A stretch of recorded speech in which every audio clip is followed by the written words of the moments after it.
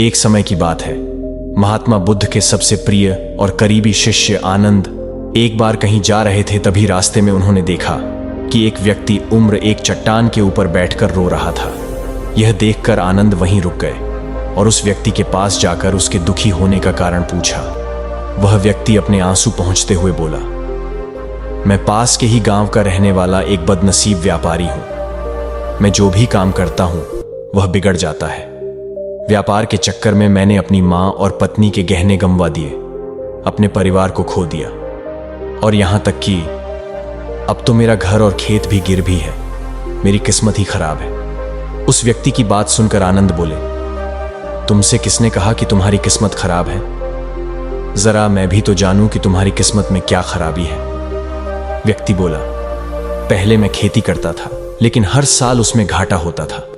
कभी सूखा पड़ जाता तो कभी ज्यादा बारिश से फसल खराब हो जाती, कभी आवारा पशु फसल को नुकसान पहुंचाते तो कभी कीड़े मकोड़े और बीमारियां फसल को बर्बाद कर देते। खेती से मेरे परिवार का गुजारा ठीक से नहीं चल पा रहा था, जिससे परेशान होकर मैंने खेती करना छोड़ दिया और व्यापार करने का निश्चय किया। मैंने अपनी पत्नी के गहने बेचकर अपना व्यापार शुरू किया, लेकिन मेरा व्यापार नहीं चला।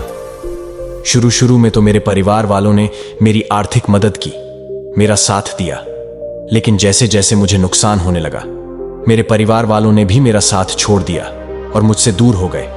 अब तो वह मुझे देखकर अपनी नजरें फेर लेते हैं और मुझे ही अपने परिवार की गरीबी और दुर्दशा का जिम्मेदार ठहराते हैं।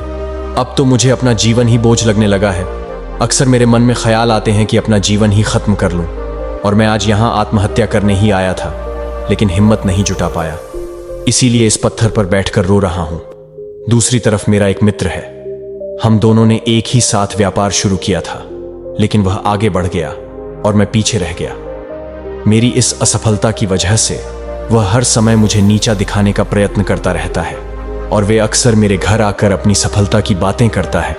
मेरे घर वालों को बताता है कि कैसे उसने मेहनत करके इतना बड़ा व्यापार कर लिया, और वह अक्सर अपने फलते फूलते व्यापार के किस्से मुझे, मेरी पत्नी और मेरे माँ बाप को सुनाता रहता है, जिसे सुनकर मेरे घर वाले उसकी तो प्रशंसा करते हैं, लेकिन मेरी बुराई करते हैं। मुझे नाकारा और कम दिमाग का कहते हैं। मेरी पत्नी और माँ मुझे बात बात पर ताने मारती है, जिससे मुझे बहुत दुख पहुंचता है और कई बार खुद की नाकामयाब पर क्रोध भी आता है, लेकिन मुझे समझ नहीं आ रहा कि मैं क्या करूं। यह सुन भिक्षु आनंद ने पूछा, तुम्हें किस बात का दुख होता है, अपने असफल होने का या फिर मित्र के सफल होने का? यह सवाल सुनकर वह व्यक्ति एक पल के लिए सोच में पड़ गया, फिर बोला, अगर सच कहूं तो मुझे अपने असफल होने का उतना दुख नहीं होता जितना कि मित्र के सफल होने का होता है। भिक्षु आनंद ने अगला प्रश्न किया, अगर तुम्हारा मित्र व्यापार में असफल हो जाए और तुम सफल हो जाओ तो क्या तुम खुश होते?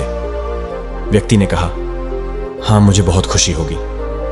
आनंद बोले, इसका मतलब कि तुम्हारी खुशी तुम्हारी मित्र पर निर्भर करती है। अगर वह चाहे तो तुम्हें खुश कर सकता है, और अगर वह चाहे तो तुम्हें दुखी भी कर सकता है। तुम स्वयं से ना तो खुश हो सकते हो और ना ही दुखी हो सकते हो।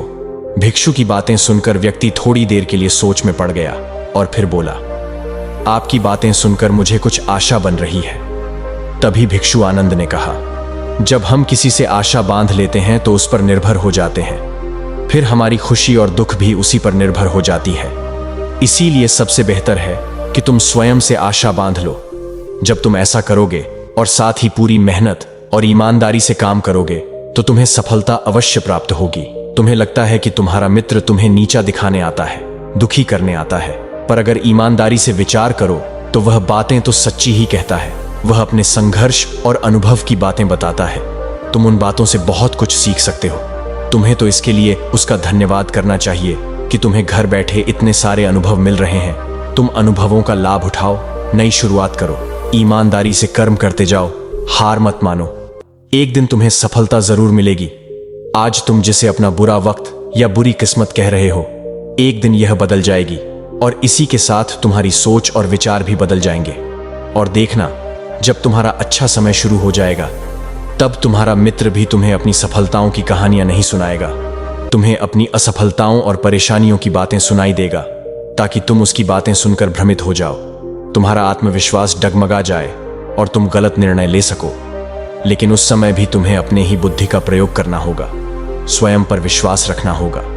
जिस प्रकार तुम्हारा मित्र आज तुम्हें दुखी करने आता है, वैसे ही वह उस समय भी तुम्हें दुखी करने आएगा, क्योंकि जिस तरह उसे दुखी देखकर तुम्हें खुशी मिलती है, ठीक उसी तरह उसे भी तुम्हें दुखी देखने में उतना ही मजा आता है।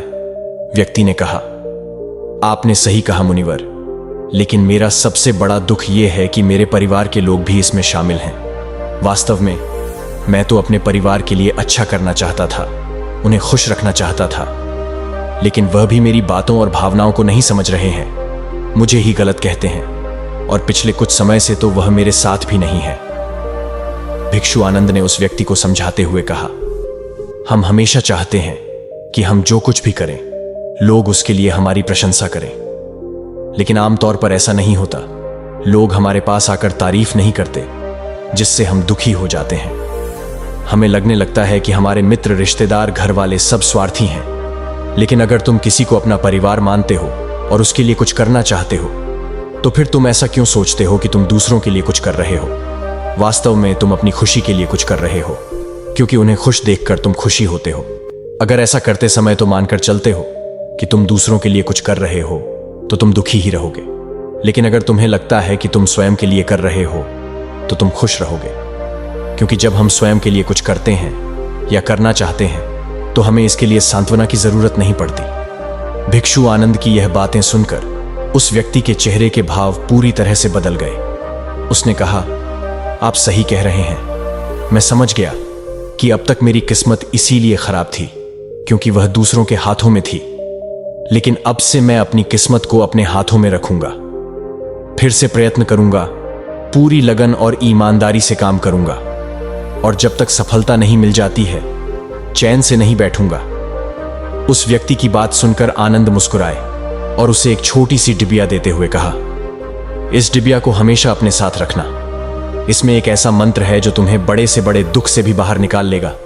लेकिन इस डिबिया को तभी खोलना जब तुम्हारे सारे रास्ते बंद हो जाएंगे, कोई उम्मीद नजर ना आए, और तुम्हें लगने लगे कि सब व्यर्थ है, यह दुनिया व्यर्थ है, और यहां रहना भी व्यर्थ है। व्यक्ति ने भिक्षु आनंद का धन्यवाद किया और उस डिबिया को लेकर अपने घर वापस आ गया। उसने नए उत्साह के साथ दोबारा अपने व्यापार की शुरुआत की, और इस बार उसका व्यापार चल पड़ा।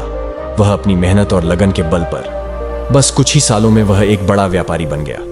उसके परिवार वाले भी उसके साथ आ गए और उसका जीवन बहुत ही सुख, शांति और समृद्धि के साथ बीतने लगा। लेकिन समय और किस्मत के खेल को आज तक ना कोई समझ पाया है और ना कोई समझ पाएगा। यह सदा एक जैसा नहीं रहता, यह बदलता रहता है। उस व्यक्ति के जीवन में भी बदलाव आया। वह व्यक्ति जिस राज्य में रहता था, उस राज्य पर पड़ोसी राज्य के राजा ने हमला कर दिया। उस हमले और लूटमार में उस व्यक्ति का सारा धन भी लूट लिया गया। उसके दुकान और घर सब जला दिए गए। जान बचाने के लिए उसे अपने परिवार के साथ वहां से भागना पड़ा। व्यक्ति अपने परिवार के साथ कई दिनों तक इधर उधर भटकता रहा। वह दाने दने को मोहताज हो गया। उसका बच्चा बीमार हो गया और इलाज के अभाव में बीमारी से बुरी तरह रहने लगा। यह देखकर उसका हृदय चित्कार कर उठा। उसके पास अपने बेटे के इलाज और परिवार को खिलाने के लिए धन के नाम पर एक सिक्का भी नहीं था। वह अंदर से बुरी तरह से टूट गया। ऐसे में उसे एक बार फिर से निराशा नहीं घेर लिया। उसे लगने लगा कि उसका जीवन व्यर्थ है, सारी दुनिया व्यर्थ है। लेकिन तभी अचानक उसे भिक्षु आनंद द्वारा दी गई डिबिया की याद आई। उसने बड़े उत्सुकता के साथ उसे खोला। उस डिबिया के अंदर एक पर्ची रखी हुई थी। उस पर्ची पर कुछ लिखा हुआ था। उस पर्ची को पढ़ा, आंखों के सामने छाया हुआ निराशा का अंधेरा छट गया और वह एकदम से मुस्कुरा उठा।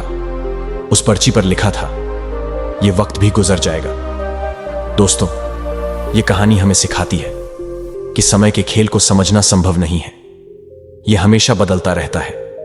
इसीलिए बुरी परिस्थितियों में हमें अत्यधिक निराश नहीं होना है।